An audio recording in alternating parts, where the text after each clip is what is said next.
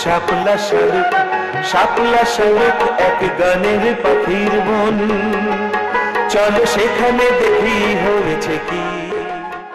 বন্ধুরা, ভাষার মাস ফেব্রুয়ারি। 21শে ফেব্রুয়ারি আমাদের মহান ভাষা দিবস। বীর শহীদদের স্মৃতির প্রতি গভীর শ্রদ্ধা জানিয়ে শুরু করছি আমাদের আজকের শাপলা শালুক। আজকের শাপলা শালুক কি কি বিষয় নিয়ে সাজানো হয়েছে তা জানিয়ে দেব আমি জান্নাত। অনুষ্ঠানটি পরিকল্পনা ও পরিচালনা করেছেন আমাদের সবার প্রিয় কাজলি আন্টি।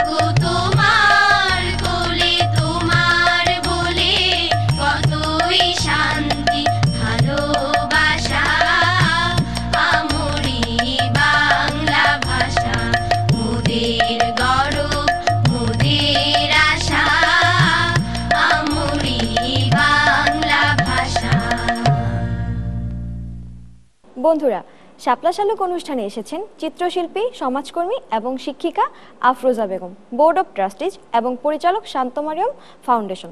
কথা বলছি ম্যামের সাথে। কেমন আছেন আপনি? আলহামদুলিল্লাহ ভালো আছি। আপনি ভালো আছেন? আমিও ভালো আছি। শাপলা শালুক অনুষ্ঠানে এসে আপনার কেমন লাগছে? আমার তো খুব ভালো লাগছে, কারণ ছোটদের প্রোগ্রামে আমি পছন্দ করি এবং এটা আমার প্রথম আশা হচ্ছে। আমি খুব আনন্দিত। আচ্ছা ম্যাম, আপনি ছোটদের নিয়ে কাজ করেন, এই ভাবনাটি আপনার মধ্যে কিভাবে এসেছিল? আমি মানে চারুকলার স্টুডেন্ট ছিলাম, তখন থেকে আমি বাচ্চাদের সাথে জড়িত। শিশু একাডেমিতেও ছোটদের কাজ করাতাম এবং বাচ্চাদের ছবি আঁকাতে যে আমি নিজে অনুপ্রাণিত হতাম যে ওরা কত সহজ করে একটা জিনিস দেখে, কত সহজ করে মানে রং ছবি আঁকার ক্ষেত্রে বলছি, রং করছে, রেখা টানছে। হ্যাঁ, এর থেকে আমি বাচ্চাদেরকে অন্য অন্য ক্ষেত্র তখন আমি যুক্ত হই। আমি অনেককাল শিক্ষিকা হিসাবে কাজ করেছি স্কুলে, সেখানে আমি বাচ্চাদের সাথেই কাজ করেছি এবং এখন অবধি আমরা একটা ছোট বাচ্চাদের নিয়ে একটা আমাদের অসহায় সুবিধাবঞ্চিত শিশুদের নিয়ে আমরা কাজ করছি শান্ত মারিয়াম ফাউন্ডেশনের অধীনে, একটা শান্ত নিবাস। আজকে আমাদের বাচ্চারা এই অনুষ্ঠানে এসছে, আমার খুব ভালো লাগে শিশুদের নিয়ে কাজ করতে। বাহ, খুব ভালো। আপনি কি শুধু শিশুদের নিয়ে কাজ করেন নাকি বড়দের নিয়েও কাজ করেন? না, আমি সবসময় শিশুদের নিয়ে কাজ করেছি। শিশুদের নিয়ে আপনার ভবিষ্যৎ পরিকল্পনা কি? শিশুদের নিয়ে আমি আসলে বিশেষ করে সুবিধা বঞ্চিত এবং সমাজে যারা অবহেলিত সেই সব শিশুদের নিয়ে কাজ করি এখন।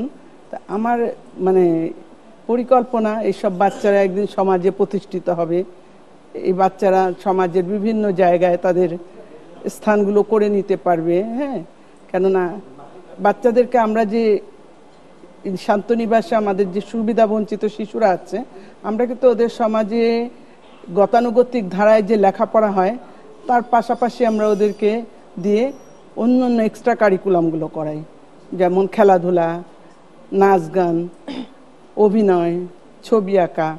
সব ক্ষেত্রেই আমরা চাই ওরা যেন একটা ভালো মানবিক শিশু হতে পারে, সেই জন্য আমরা এই এক্সট্রা কারিকুলামগুলো রেখেছি। ওরা যেন কখনো মনে করতে না পারে যে আমরা সমাজের একটা ছোট জায়গার থেকে এসেছি, আমি কেন এত দামি রং দিয়ে ছবি আঁকবো, বা আমি এইটা ভেদাভেদটাকে মানে ভেদাভেদ থেকে বের হতে চাই। এবং আমরা যতটুকু আমার ব্যক্তিগত যতটুকু চেষ্টা, আমি চাই বাচ্চারা যেন একটা সুশিক্ষিত নাগরিক হিসাবে আমাদের বাংলাদেশে প্রতিষ্ঠিত হতে পারে। আপনি অবহেলিত এতিম শিশুদের নিয়ে কিভাবে কাজ করার জন্য অনুপ্রাণিত হয়েছিলেন? এটা মেইনলি প্রথমে আমার ভাই ছিলেন মুক্তিযোদ্ধা, ওনার একটা ফাউন্ডেশন শান্ত মারিয়াম ফাউন্ডেশন, এবং ওনার স্বপ্নই ছিল যে উনি সুবিধা বঞ্চিত শিশুদের জন্য উনি একটা প্রতিষ্ঠান গড়ে রেখে যান, যেটা উনি করোনাকালে মারা যাওয়ার পর উনি আর এই কাজটা সম্পূর্ণ করতে পারেননি। তখন আমি তার ছোট বোন হিসাবে আমি সেখানে এই কাজটার সাথে যুক্ত হই এবং আমরা এইখানে কিছু বাচ্চা নিয়ে আসি এবং তারা এখন কাজ করছে। আমার কাছে খুব ভালো লাগে, ওরা অনেক জায়গায় অবদান রাখছে। ওরা খেলাধুলাতে আমার মনে হয়, আমার ইচ্ছা কিছু বাচ্চাদের আমরা পরে বিকেএসপিতে দিব, কেন ওরা অনেক ভালো ফুটবলও খেলে, ওরা অনেক ভালো বিতর্ক প্রতিযোগিতাও করতে পারে। ওরা মানে সাধারণ শিশুদের মতোই, কিন্তু আমরা আসলে ওদেরকে ওই যে বিভিন্ন জায়গার থেকে তুলে আনা, সেই জিনিসটা আমরা এখনো আমাদের সমাজে ওইভাবে তৈরি হয় নাই। মানে আরও লোকদের কাজ করতে হবে। আমি এককভাবে কতটুকু করতে পারবো জানি না, তবে আমরা চেষ্টা করছি আমাদের প্রতিষ্ঠান থেকে যেন এই বাচ্চাগুলো সমাজে একটা ভালো অবদান রাখতে পারে। যারা একটু কম ব্রেনি আমার কাছে মনে হয়, তাদেরকে আমরা অন্য সাইড এক্সট্রা কারিকুলাম হিসাবে অন্য সাইড কাজ করাতে পারি, যেরকম কোনো মেকানিকের কাজ বা কোনো হাতে কলমের কাজ করিও তারা যেন সমাজে প্রতিষ্ঠিত হতে পারে। সবাইকে যে মানে আমাদের একাডেমিক যে গতানুগতিক যে ধারাটা আছে সেখান থেকে ডিগ্রি নিয়ে যেতে হবে তা না। আমরা এখান থেকে মনে করব যে ছোট যারা অন্য প্রফেশনে যেতে পারে তাদেরকে আমরা সেই দিকে নিয়েও কাজ করাতে পারি, কৃষিকাজও করে একজন উন্নত করতে পারে। এই ধরনের চিন্তা ভাবনাগুলোই নিয়ে এখনো কাজ করছি।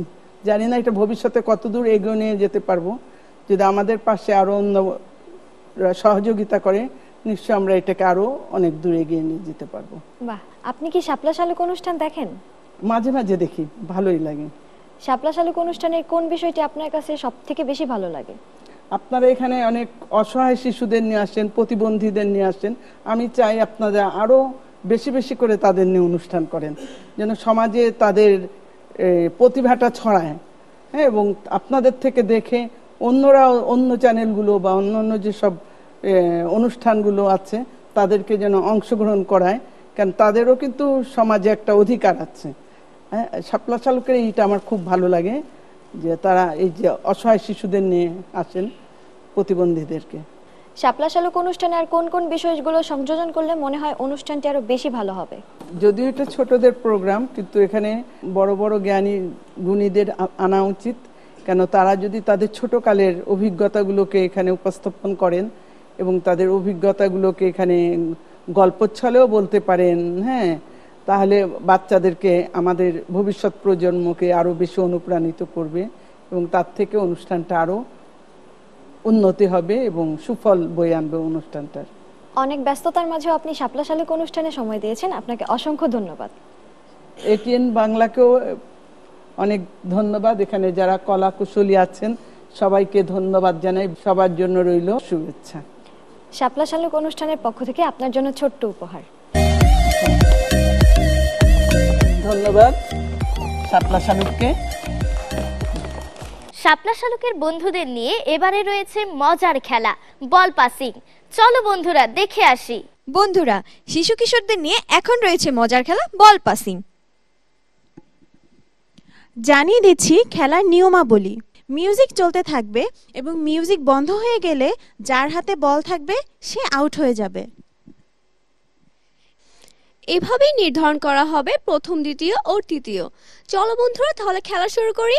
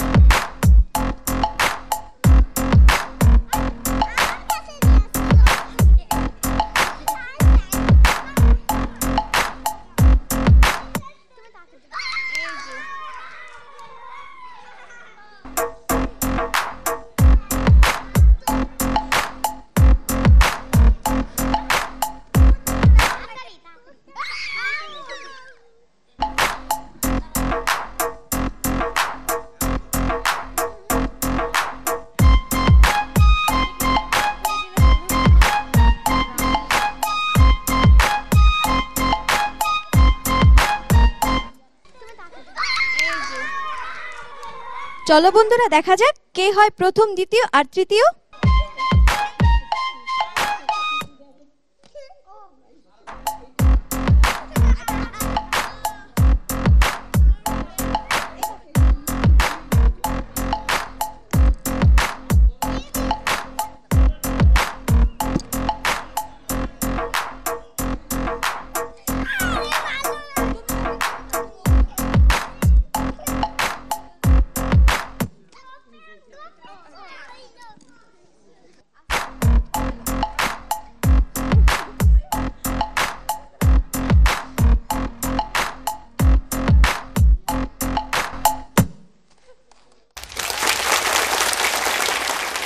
মজার এই বল পাসিং খেলায় পেয়ে গেছি আমাদের তিনজন বিজয়ী বন্ধুকে। প্রথম হয়েছে তাসিন, দ্বিতীয় হয়েছে গৌরী, তৃতীয় হয়েছে অনন্যা।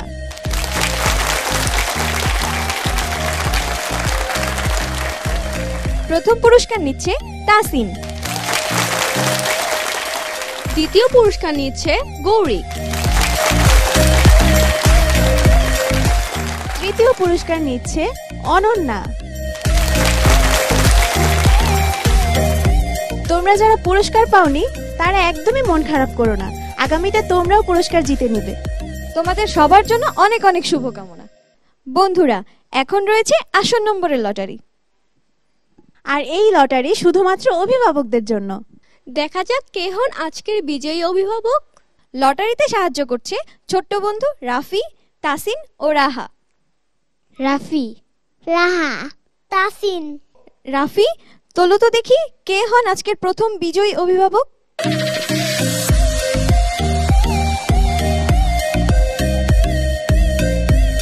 আসন নম্বর 410410। আপনাকে মঞ্চে আসার জন্য অনুরোধ জানাচ্ছি। তাসিন, তুমি দেখো তো আমাদের দ্বিতীয় বিজয়ী অভিভাবককে।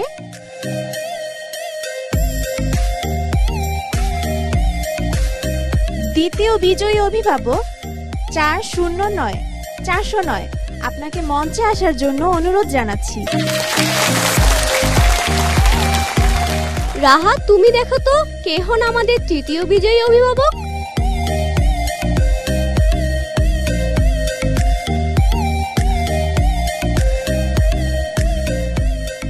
তৃতীয় বিজয়ী অভিভাবক 407407। আপনাকে মঞ্চে আসার জন্য অনুরোধ জানাচ্ছি।